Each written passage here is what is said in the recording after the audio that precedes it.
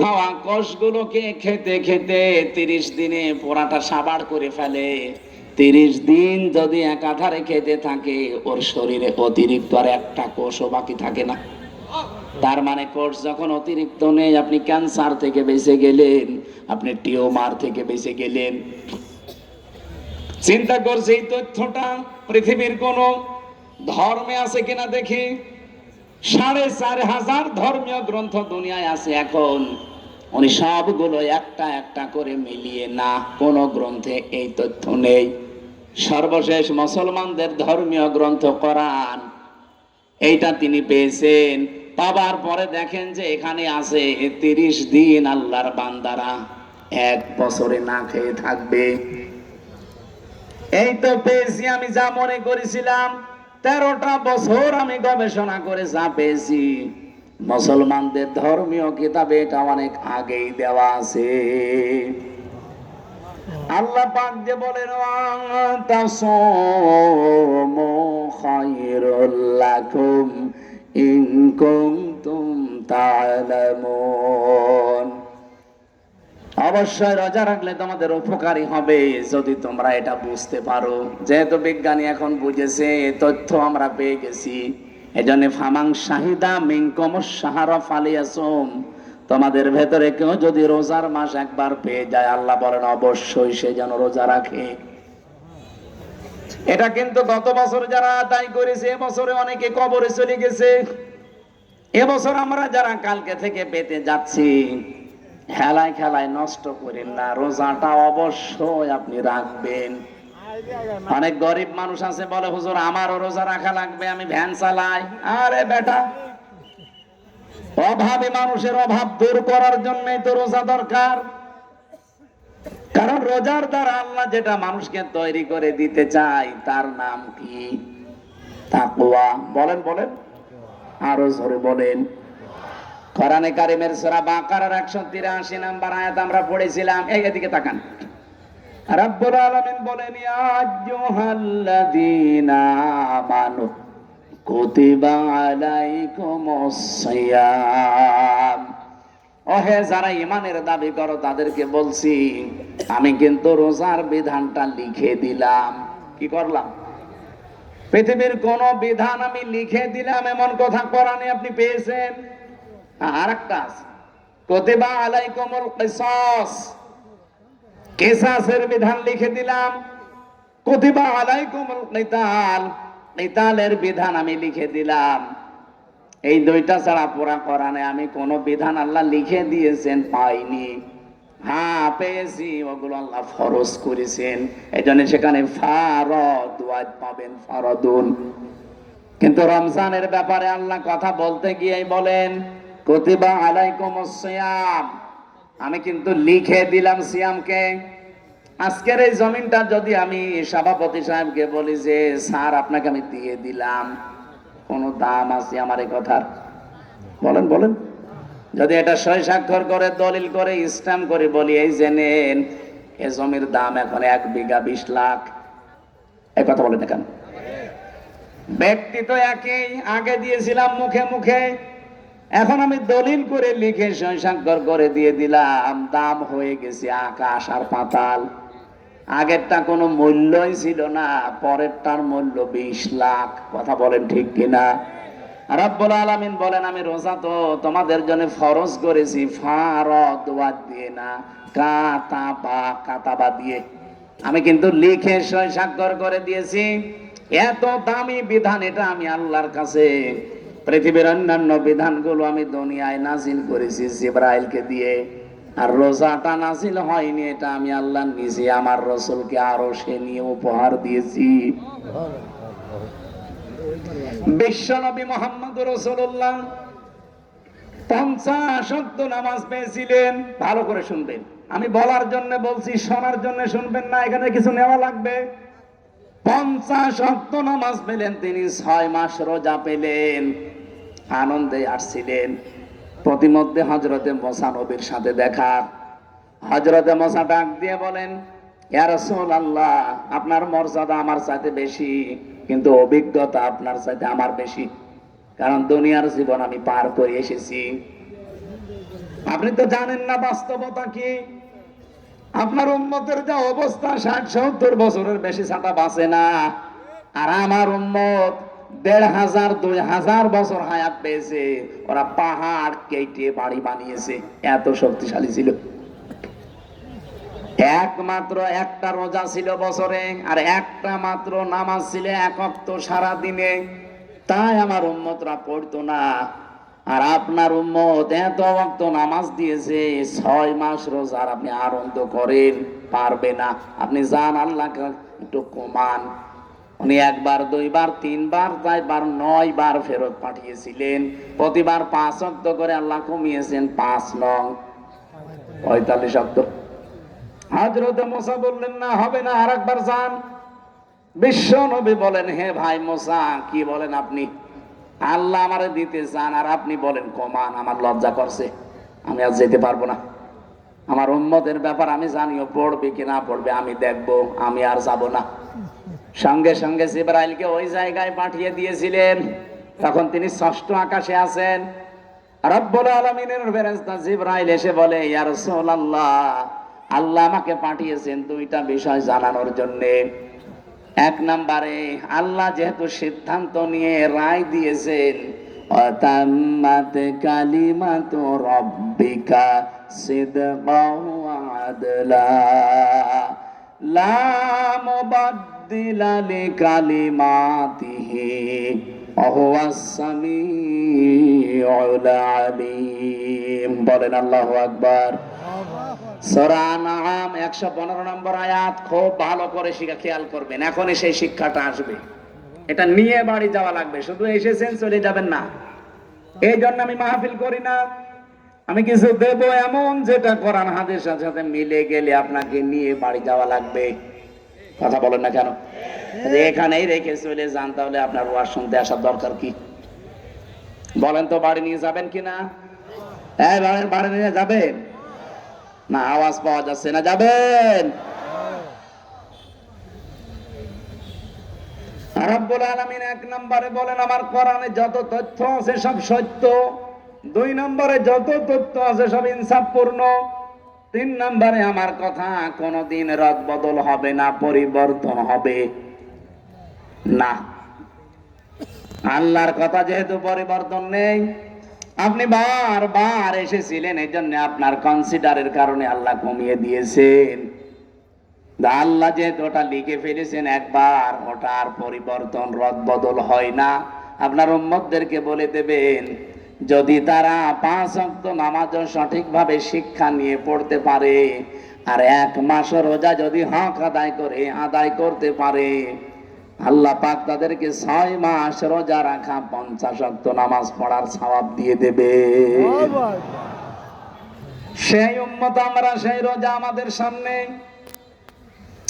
বগুড়াবাসী, এখান থেকে 3 নাম্বার যে কায়দাটা, লা মুবাদদিলা লিকালিমাতি, যেটা জিবরাইল আলাদা ভাবে শুনিয়েছেন, হে নবী, আপনার শুধু কনসিডারের কারণে আল্লাহ কিন্তু কমিয়েছে, কিন্তু সওয়াব কমাবে না।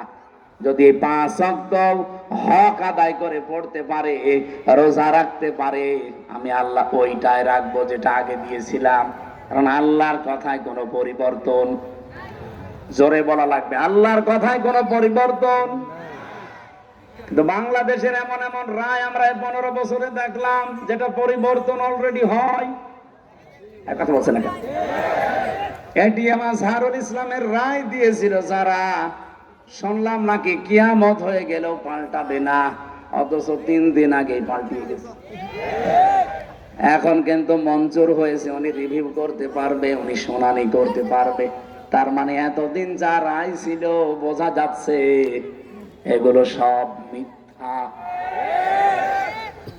আমার মনে হয় এই সালাউদ্দিন কাদের চৌধুরী, মাওলানা মতিউর রহমান নিজামী, এই মানুষগুলো যদি এখন বেঁচে থাকতেন, আর যদি আগস্টের 5 তারিখের পরে যে পরিবর্তন দেখতে পাচ্ছি, ওনাদেরটাও এখন খারিজ হয়ে যেত, এখন আবার ওনাদের জামিন মঞ্জুর করানো যেত।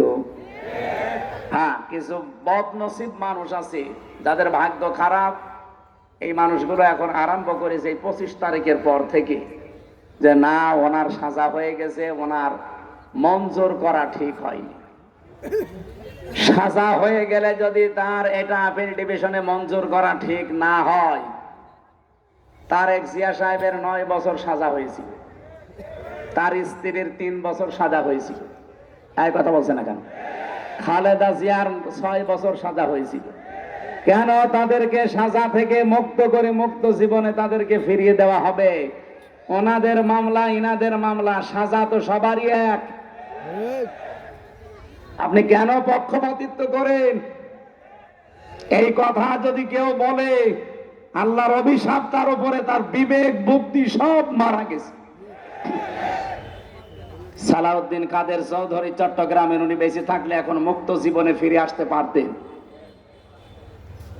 আমার যতটুকু বাস্তবতায় ধারণা, হাসিনার আমলে 15.5 বছরে যারাই মিথ্যা মামলা, মিথ্যা সাক্ষীর কারণে জীবন নষ্ট হয়েছে, কোনো বিচার লাগবে না, কোনো রায় লাগবে না, সব ছেড়ে দেওয়া লাগবে। কিসের বিচার? ও তো সব বানিয়ে বিচার করেছিল। নয়তো খালেদা জিয়ার নামে যে মামলা দিয়েছে, আপনি বলেন তো, এতিমের টাকা আত্মসাৎ করা মামলা, এই টাকা আরো 6 ডবল বৃদ্ধি হয়েছে, তারও তো আরো নোবেল দেওয়া দরকার, আর তারে আরো 6 বছর জেলে দিয়েছে। এগুলো কেন দিয়েছে? এক কাপড়ে তারে বাড়ি থেকে বের করে তারে 6 বছর জেলে, এমনকি এই কঠিন অবস্থায় তারে ফেলে রাখা ট্রাক দিয়ে বাড়ির সামনে, সবগুলো হাসিনার শুধু রাগের বহিঃপ্রকাশ। ও কিন্তু অলরেডি বলেও ফেলেছে যে আমি ওই বাড়ি থেকে খালেদাকে তাড়িয়ে দেব, একবার নিয়ত করেছিলাম, সেই নিয়ত উনি দেখালো। ম্যাডাম ওই দিন এক কাপড়ে বের হয়ে যে কান্নাকাটি করেছিল, তামাম দুনিয়া কেঁদেছে তার কান্না দেখে। অথচ এখনো পর্যন্ত অনেক মানুষ বলছে না, ওগুলো সব ভুলে গেছি, বাবা শাহজালাল সব হালাল। হালাল করবেন? হালাল করে কি হয়েছে ইতিহাসে? 54 বছরের দিকে তাকান, কি হয়েছে আপনি টের পাচ্ছেন? 75 সাল থেকে শুরু করে আপনি তাকান, যাদেরকে এভাবে হালাল করেছেন তারা কি বাসটা দিয়েছে। বাস দেওয়ার সময় তো একটু চেঁচে ছুলে দেয়, তাও দেয়নি, পুরাটাই দিয়েছে। এখন যদি আবার সব হালাল করে নেন, এমন বাস দেবে না জীবনে বাপ বলার সময় পাবেন না।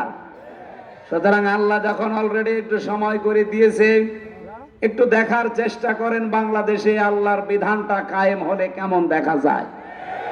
সবই তো দেখলাম, কিছুই তো হয়নি। দল মত নির্বিশেষে এটা করা দরকার না?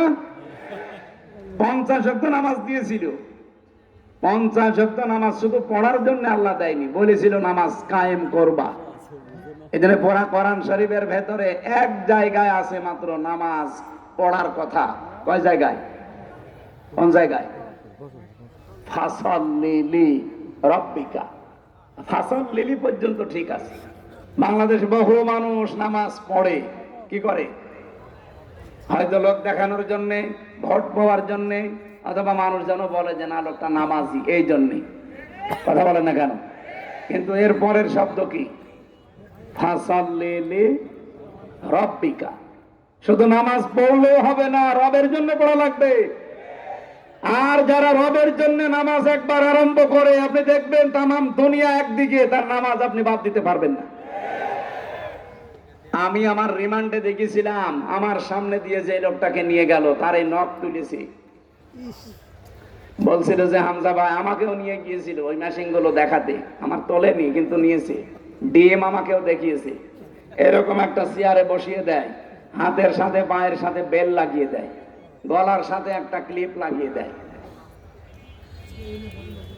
মাথায় একটা কালো কাপড় দিয়ে একটা শর্ট একটা সুইচ টিপ দেয়, এক টিপে 120 বার করে। টের পাচ্ছেন 120 বার 1 মিনিটে? 1 সেকেন্ডে কয়বার হয় চিন্তা করতে পারেন আপনি? ঘুরে দেখান তো। এতটুকু যদি ছেড়ে দেয় যে ভাই যা তোরে আমি একবারে 2-4 বার একটু শর্ট দিলাম, চলে যা, না, এবার এমন একটা মেশিন নিয়ে আসে, এই হাতের সাথে পায়ের সাথে একেবারে খাপ খাওয়ানো, শুধু আপনার এখানে ধরবে, একবার টিপ দেবে, সব নখগুলো খুলে চলে যাবে। আর নখ খুলে গেলেই ফিনকি দিয়ে রক্ত বের হয়। আপনি নখ খুলে দেখেন কি রক্ত বের হয়। রক্ত যেই ফিনকি দিয়ে বের হবে, তখন পাতলা মিহি যে লবণ, এটা ছিটিয়ে দেয়। বলতেই যদি আমার এমন লাগে, আমি নিজে ফেস করে আসলাম, কত বড় কঠিন ছিল বলেন তো। আপনি তো নিজেকে কোনোদিন আয়না ঘরের সামনে দাঁড় করান যে ব্যারিস্টার আরমান 8 বছর ছিল ওই ঘরটায়, এদিকে 3.5 হাত, এদিকে 1.5 হাত, সামনে টয়লেট দেওয়া, যার কোনো দরজা নেই, কোনো দেওয়াল নেই, ওদের সামনে বসে টয়লেট করা লাগবে। আমি নিজে করেছি। জেলখানায় তো তাও অন্তত 1-1.5 হাত টয়লেটের দরজা দেওয়া আছে, আর ওখানে কোনো দরজা নেই, আবার পার সাথে চেন বাঁধা থাকে। আপনি কতক্ষণ থাকতে পারবেন এইভাবে? 2 দিন, 5 দিন, 7 দিন?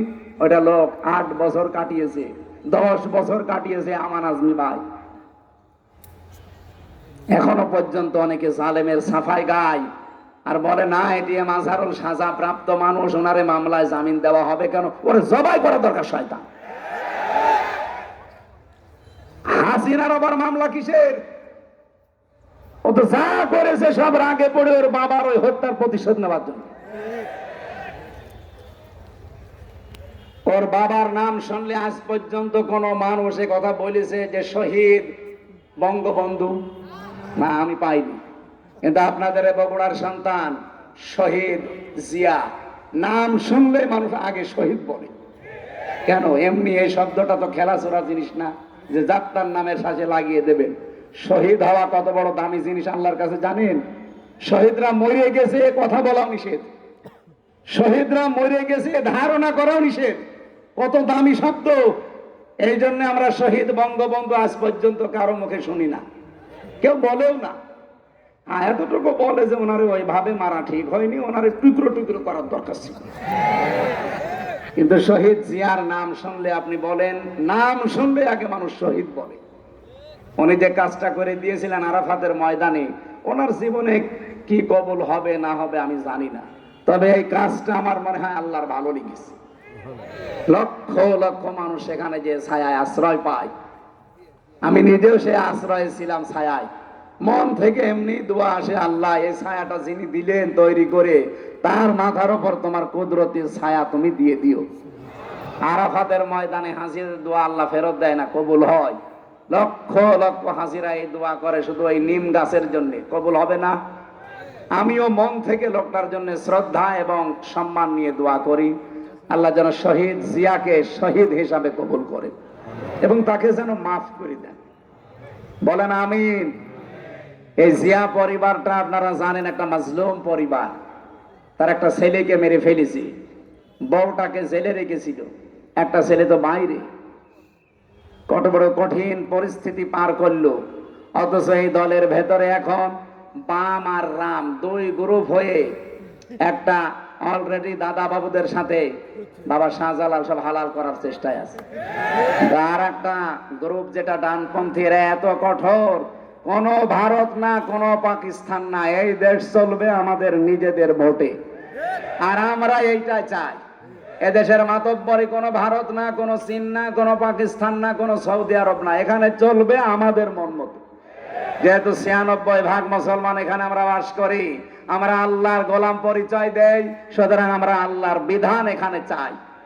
এ ব্যাপারে কারো যদি দ্বিমত থাকে হাত তোলেন, তোলেন। নিরপরাধ কোন মানুষকে এই 15.5 বছরে যাই করেছেন, নিরপরাধ কোন মানুষকে আমরা আর নিরপরাধ কোন মানুষকে 1 সেকেন্ডও জেলে রাখতে চাই না। এই জন্য 15.5 বছরে যারা মিথ্যা মামলার আসামি, যারা মিথ্যা সাক্ষীর জন্য জীবনটা শেষ করে দিল, আমরা চাই কোনো বিচার করার দরকার নেই। আইন মন্ত্রণালয়ের যিনি দায়িত্বে আছেন, আপনি ঢাকা ভার্সিটির একজন শ্রদ্ধাভাজন স্যার, আপনার সম্পর্কে অনেক কিছু তথ্য এখন সামনে আসছে। আশা করছি সাপ তুলতে যে কি কেসও করতে যে আবার সাপ বেরিয়ে যেন না আসে। এটা আমার সামনে শুধু এই 10,000 20,000 মানুষ না, এখন 18 কোটি মানুষ আমার সামনে, এটা রেকর্ড হচ্ছে, সারা দুনিয়া চলছে। সবার পক্ষ থেকে আমি আহ্বান জানাচ্ছি আমার ইমানের দাবি থেকে, এটিএম আজহারুল ইসলামকে নিঃস্বার্থে মুক্তি দিয়ে তার কাছে ক্ষমা চাওয়াবো। এই কথা বলেন না কেন? এই বৈধ দাবিতে আপনারা নেই? কারা আছেন দেখি তো ভাই? লিল্লাহে তাকবীর। দেখেন তো হাত তোলেনি কে?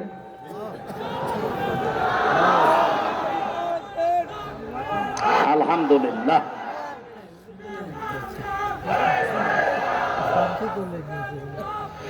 আমার ভাইরা,